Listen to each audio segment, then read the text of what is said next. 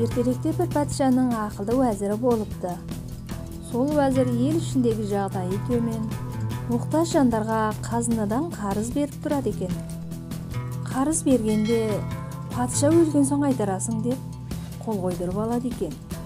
Алайда уәзірді көре алмайтын дұшпандары оның бұл әрекетін патшаға жеткізеді. Патшаға: сіздің уәзіріңіз қазынаңыздағы қаржыны түгі жоқ кедейлерге таратып жатыр. Ол аздай, патша өлгенде қайтарасың деп айтады екен. Ол сіздің өлуіңізді қалайды.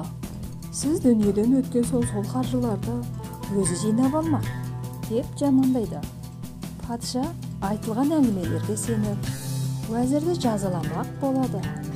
Тіпті өлім жазасына да кесетінін айтады. Сөйтіп уәзірді шақырып, естіген мәселе жайында сұрайды. Уәзір расында да солай қарыз бергенін, патша өлген соң қарызды қайтарасың деп келіскенін де жасырмайды. Мұны естіген патша қаһарына мініп, уәзірді өлім жазасына кеседі. Сонда уәзірі дат сұрап, не үшін олай жасағанын түсіндіргісі келеді. Патша уәзірдің соңғы тілегін тыңдауды жөн санап, сөз береді.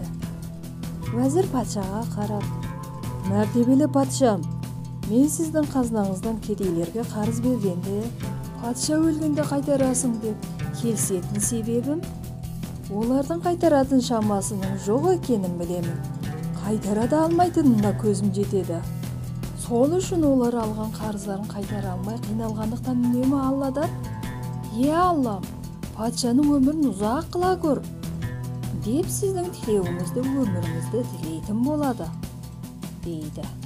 Мұны естіген патша уәзіріне дән риза болып, кешірімін береді. Берген қол алушыдан жоғары тұрады, ал алушы берушіге дұғада болатындықтан, біз де садақа берушіден болайық. Өзгелер де Алладан тілеуімізді тілейтін болар.